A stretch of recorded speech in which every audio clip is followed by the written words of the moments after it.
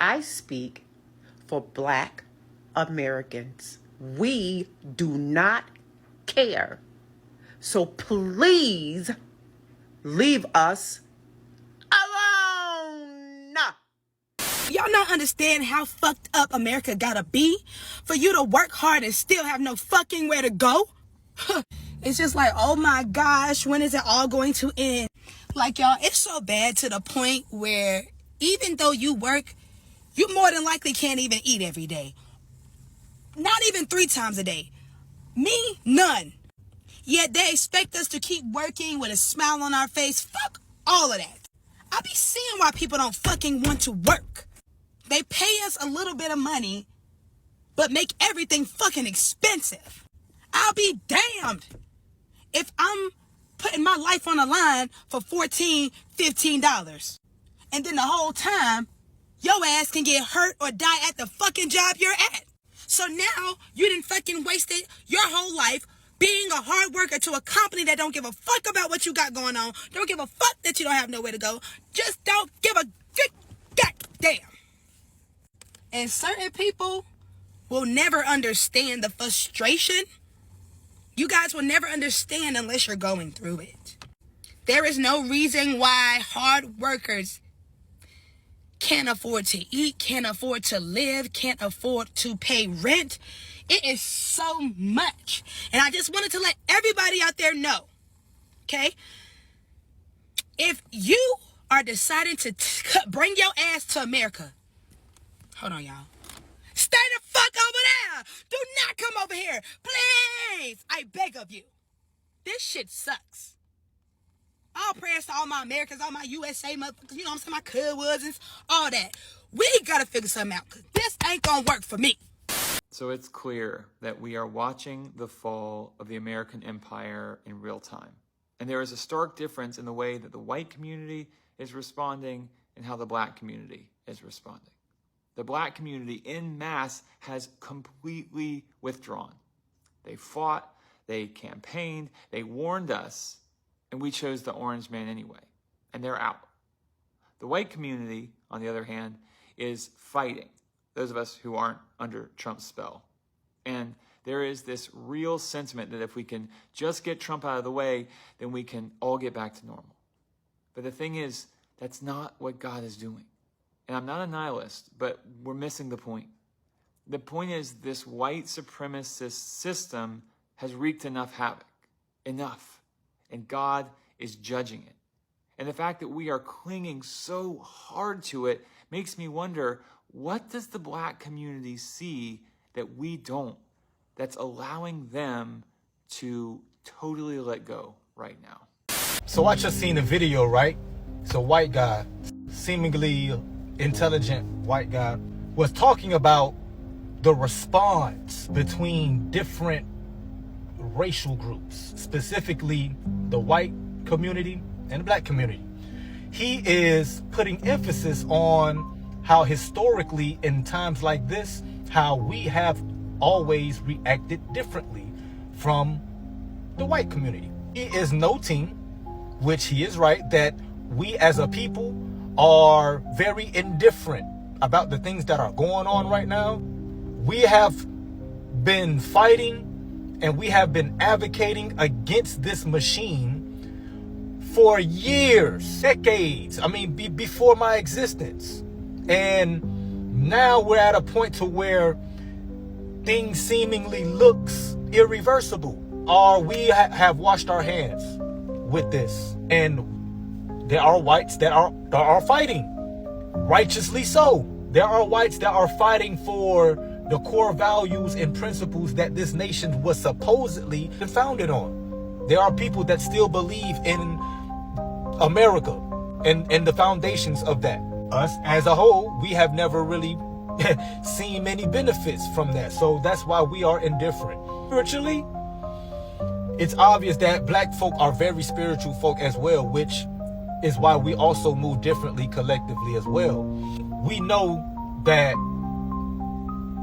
the foundings of this nation, it was founded by an entity. And we're not talking about physically, we're talking about spiritually. There was a certain mindset that was being utilized when this foundation was created. That entity spiritually still exists. I need y'all to understand, an entity that we have had to fight perpetually, at least over the last 400 years. So we see it differently because of that. We know spiritually what we're up against. We know what that means for our existence. We know what y'all are finding out and experiencing for the first time. I know it's a shock to y'all. We have learned to not only survive, but thrive in this type of climate. I've been seeing a lot of hate towards Black Americans on this app these past few days, especially with these LA riots that's going on, and the Mexicans that are coming on here talking about, oh, the Black folks, they're not doing nothing, they're just staying quiet. Where's the Black rappers, celebrities, movie stars? Ma'am, that's your answer right there. You want Black people to come and fight for your cause, and your cause is irrelevant to them. That's what I'm trying to tell you. Your cause is irrelevant to them. Where's the Selena Gomez's, Hayek's, Mexican people of influence you have? George Lopez's, all of them. Where are they? They're at their homes because they believe in the same shit we're all believing in. Immigration is a big thing and it needs to be taken care of. There's no reason why you guys are coming on this internet getting mad at Black folks because they want to sit back. Now that they're sitting back, making videos that they're sitting back, and you guys are jumping online showing how racist you really are. Racist as fuck, bro. Like, I'm not saying all the Chicanos are racist because I have Mexican family, Mexican friends. I'm from a Mexican town. I love my Mexican people. But I experienced the racism firsthand. You know that joke when George Lopez said Mexicans don't let their daughters date Black guys? And everybody was on the internet talking about it's true, it's not true, blah, blah, blah. Trust me. Being from a Mexican town, bro, the girls love Black men and the Black men love the Mexican girls. And the girls will always tell us, we got to keep this on the low. My parents can't find out I'm dating a Black guy. I'm like, what do you mean? My parents don't let us date Black guys. That basically, that's what they told us. But they love the Black American culture. They love the music, they love the clothes, they love the food. But a lot of them are starting to sound like Black Americans. Me, I'm Haitian, and I'm not afraid to tell you, I love Black Americans. I love the Black American culture. I moved out of my small farm town, which is filled with Mexicans, Haitians, and a little bit of Black folks. I'm living in a bigger city where there's a lot more Black folks. And I love the culture. Every week there's something new to do. There's always something new to learn. The people are great. The people are great. I'm not understanding where all this negativity is coming from. They never cared and they never will care about Black people. America don't care about Black people. America don't care about African people, people of color. They never did. Look at what they did to the Indians when they got here. They never did and they never will. We must get that in our heads. Black people, they will never ever care about us. They use and abuse us, use our culture, come to our islands and get the best properties. Everybody wants waterfront properties and they buy it up and then tell us that we cannot go on the beaches. Hell no, cut that shit out. They come to our continent, reap all the resources and then throw our people in the garbage and say that is where we deserve to be. They never did, they never will care about us. We have to care about us. We have to fight for us. We run our mouths and we break up our communities, destroy our communities, and we do nothing to those that do something to us. How silly is that? Black people, we need action. Black people, let's talk for action. Black people, 20, 30 years from now, if we don't stand up, our grandkids, great-grandkids are going to look at us as fools. Black people, it's time for a change. They never cared, they never will. White people don't care about us. The actions have shown us that for many, many years. White people don't care about us. Black people stand up for you. Stand together. Support Africa. All the Caribbean islands come together. Africa and the Caribbean come together. We are one. We are one. Black Americans. I know some of you saying are African. Okay. Where did your ancestors come from? Down south? Come on. Listen, we have to stand up for us. Black people all over this earth.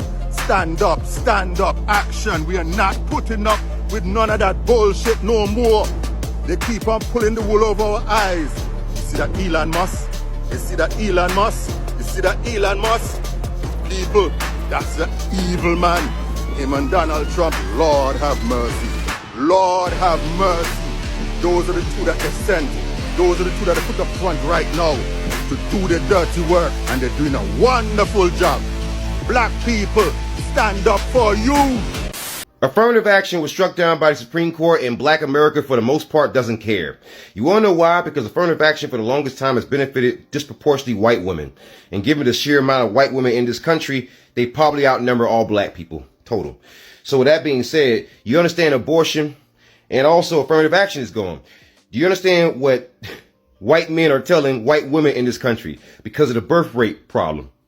They're saying, get back in the kitchen. And a lot of white women have been fake allies, telling black women to hate black men, doing silly stuff like lying on black men, lying on black activists, pretending like you're not racist, just like your white male counterparts. Well, now you see the cost of your betrayal. Now you see the cost of your fake allyship. We don't care because you were the one who benefited, just like with abortion, and you used black women as a shield. That's why we don't care. Because you want it, white America. There is something so insidious happening right now to the black community, and most white people literally have no idea it's even happening. The black community is under attack right now at a level we haven't seen probably since the civil rights era.